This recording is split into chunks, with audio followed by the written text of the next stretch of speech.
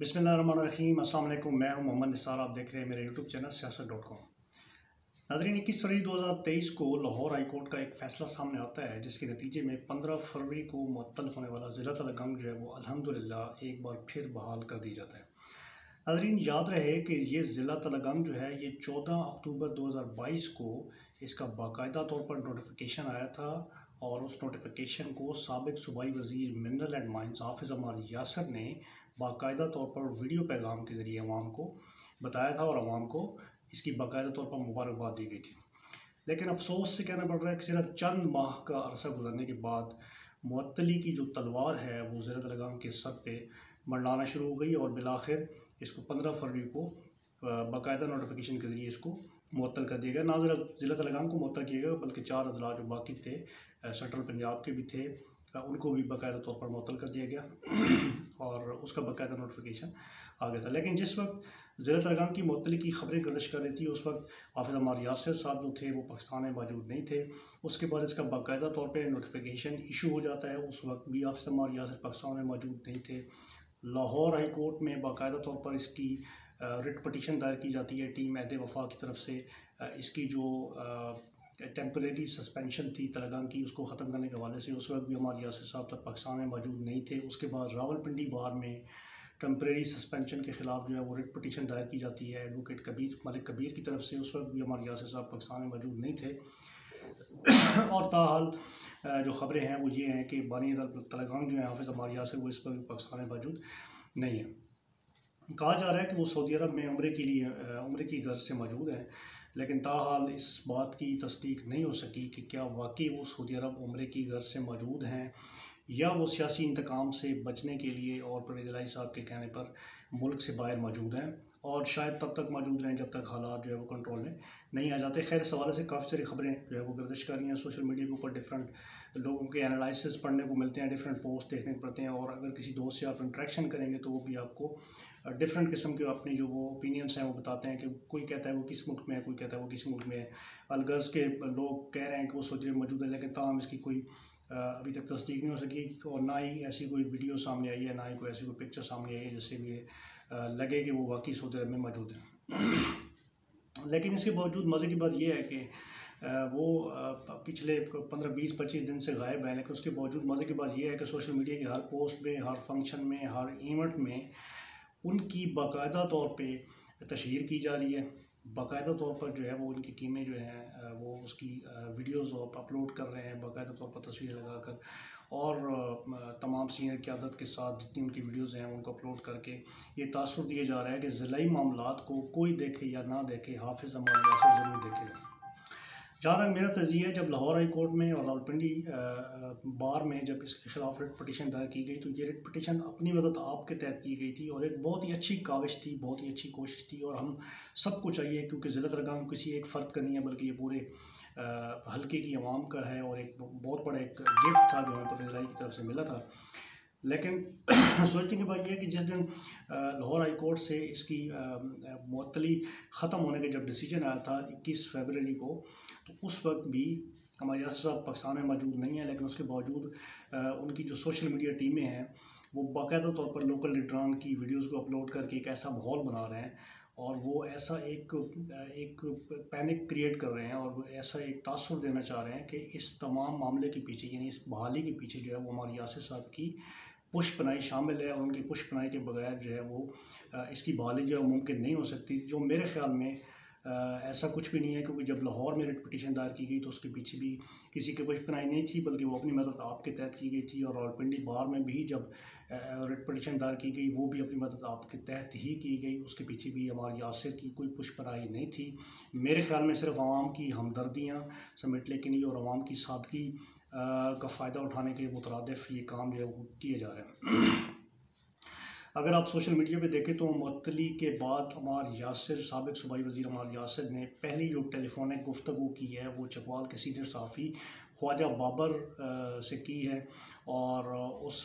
Call में उन्होंने अपना मौक़िफ़ जो दिया है, उन्होंने ये कहा है कि ये पाकिस्तान मुस्लिम लीग नवाज़ की साजिश है, वो ज़िला तलगंग को ख़त्म करना चाह रहे हैं, लेकिन हम उनको इस मज़मूम जो है कोशिश में कभी भी कामयाब नहीं होने देंगे और हम इसका अपनी जान अपने जो है वो आखिरी सांस तक जो है वो इसका दिफा करेंगे। जब तक हमारी जान है हम इसका दिफा करेंगे। हमारे यासिर साहब ने यकीनी तौर पर इस कॉल के ज़रिए जो है ना वो एक तीर से दो शिकार कर दिए हैं। तलगंग और चकवाल की जो पाकिस्तान तहरीक इंसाफ के मेम्बरान हैं या पाकिस्तान तहरीक इंसाफ जो तलगंग और चकवाल की, ये दोनों को एक कॉल के ज़रिए ही उन्हें एंगेज कर दिया, यानी कि एक तीर से दो शिकार उन्होंने कर दिए। दूसरी जानब लोगों की ये ज़हनसाजी की जा रही है कि इलाके की भलाई और बेहतरी के लिए आपके पास मौजूदा वक्त में हमारे यासिर के अलावा कोई ऑप्शन मौजूद नहीं है जिसको आप यूटिलाइज़ कर सकें। जो भी है, जितने भी हैं वो सारे न्यूट्रलाइज हो चुके हैं। इस वक्त सिर्फ़ और सिर्फ आपके पास एक हमारे यासिर ही है, इसके अलावा आपके पास कोई ऑप्शन नहीं है। यह तासुर दिया जा रहा है सोशल मीडिया पे और डिफरेंट जितने भी फंक्शंस हो रहे हैं लोकल बेस पे, उनमें ये तासुर दिया जा रहा है, एक ज़हन साजी की जा रही है कि आपके पास कोई दूसरा ऑप्शन मौजूद नहीं है, लिहाजा आप किसी के बारे में भी ये ना सोचें। एक दो दिन के बाद उनकी दूसरी कॉल जो है वो सीनियर सहाफ़ी हैं तलगंग के इमरान करीम साहब, उनसे होती है और उस कॉल में भी वो सारे का सारा मलबा जो है पाकिस्तान मुस्लिम लीग नवाज़ के ऊपर डाल देते हैं और बरी ज़िम्मा हो जाते हैं। इस सारे मामले में एक बात होती है कि हमारे यासिर साहब को जितनी सपोर्ट ज़िला तलगंग बनाने के वक्त मिली है उससे कहीं ज़्यादा इनको जो अवाम की हमदर्दियाँ हैं, अवाम की मोहब्बत है, वो उनको ज़िला बहाल करवाने के बाद मिली हैं। बकौल उनके कि ये ज़िला उन्होंने ख़ुद ही बहाल करवाया, लेकिन इसके पसे पर्दा जो है वो अवाम का एक बहुत बड़ा प्रेशर था। उसमें आपके सामने है कि लाहौर में और रावलपिंडी में अपनी मदद आपके तहत पटिशन दायर की गई और वो समाअत के लिए मुकर्रर भी हो गई। अगर मैं ये कहूँ कि ज़िला तलगंग बनाने और ज़िला तलगंग बचाने के बाद जो है, ज़िला तलगंग बनाने के बाद जो गार्डर और टीआर का काम था वो ज़िला तलगंग की बहाली के बाद वो एक सियासी लेंटर उन्होंने डाल दिया है जिसको तोड़ना जो है वो शायद हमारे जो मुरसी सियासतदान हैं उनके लिए शायद ये मुश्किल होगा। यहाँ पर एक बात मैं आपको और बताता चलूँ कि ज़िले के मामले में कोई भी सियासी जमात जो है, जितनी भी सियासी जमातें हैं, चाहे वो पीपल्स पार्टी है, चाहे वो नून लीग है, चाहे वो टीएलपी है, चाहे जो भी सियासी जमात है, वो ज़िला तलगंग के मामले में कोई भी जमात जो है वो इसके मुखालिफ नहीं थी। लेकिन ये ऐसा एक तासुर दिया जा रहा है सोशल मीडिया पे और लोकल प्रोग्राम्स में एक ऐसा तासुर दिया जा रहा है कि माजी की ये तासुर जो दिया जा रहा है वो काफ लीग की तरफ से दिया जा रहा है। माजी की काफ लीग और मौजूदा पाकिस्तान तहरीक इंसाफ, क्योंकि आपको पता है कि पाकिस्तान तहरीक इंसाफ के अंदर जम हो चुकी है, इनके जो लीडरान हैं रहनुमाओं की तरफ से एक तासुर दिया जा रहा है कि तलगंग के ज़िले की आवाम को ऐसा लग रहा है कि ये जो ज़िले की अनाउंसमेंट हुई है ये सिर्फ ज़िला जो है वो आवाम के लिए नहीं बनाया गया, आवाम को फैसिलिटेट करने के लिए नहीं बनाया गया, बल्कि यहाँ पे मौजूद बाकी सियासी जमातों को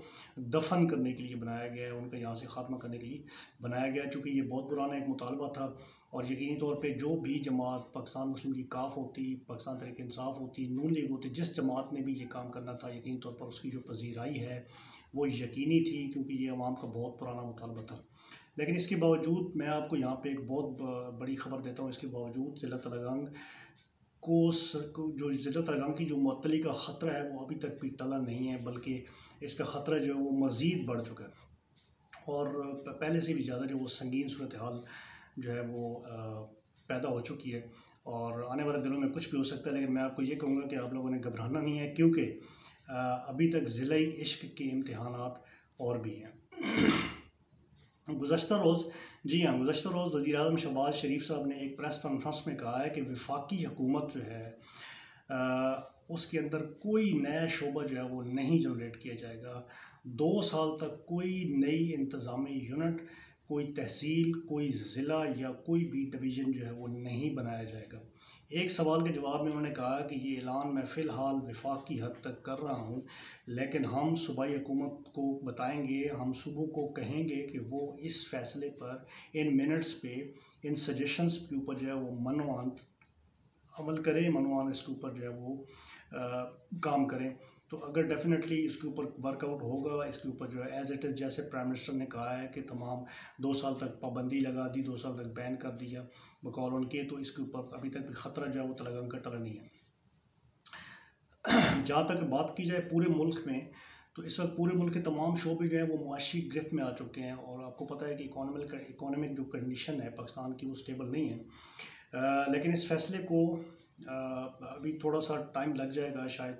अभी मिनट्स वगैरह जब सर्कुलेट होंगे तो उसके बाद सूरत हाल मज़ीद इसकी वाज़ेह हो जाएगी। लेकिन इस वक्त चूँकि पूरे मुल्क के शोबे जो है वो मुआशी गिरफ्त में आ चुके हैं, तो वहाँ पे इज़लाह को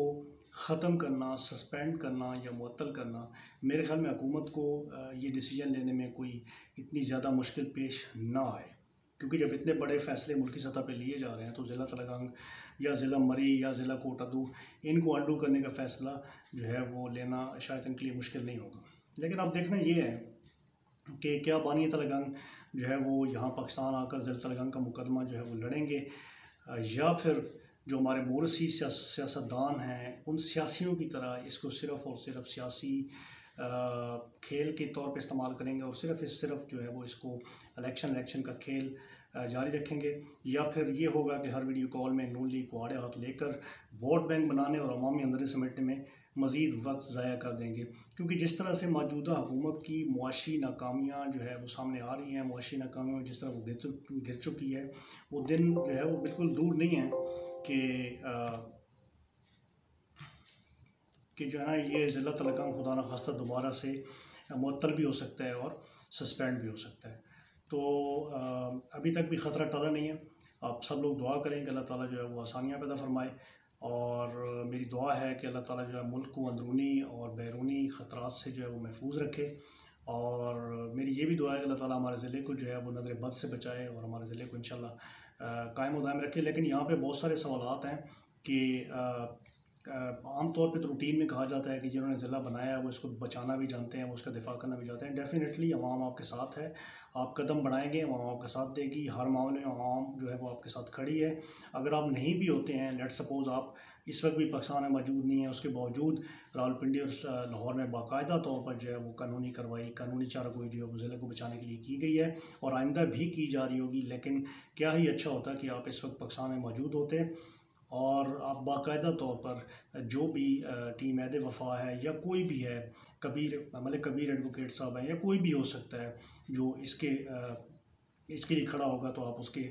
पुष्पनाई करते और आप उसके साथ खड़े होते। मेरी ये दुआ है कि अल्लाह ताला पाकिस्तान को अंदरूनी और बैरूनी ख़तरात से महफूज रखे और हम सब को जो है अल्लाह ताला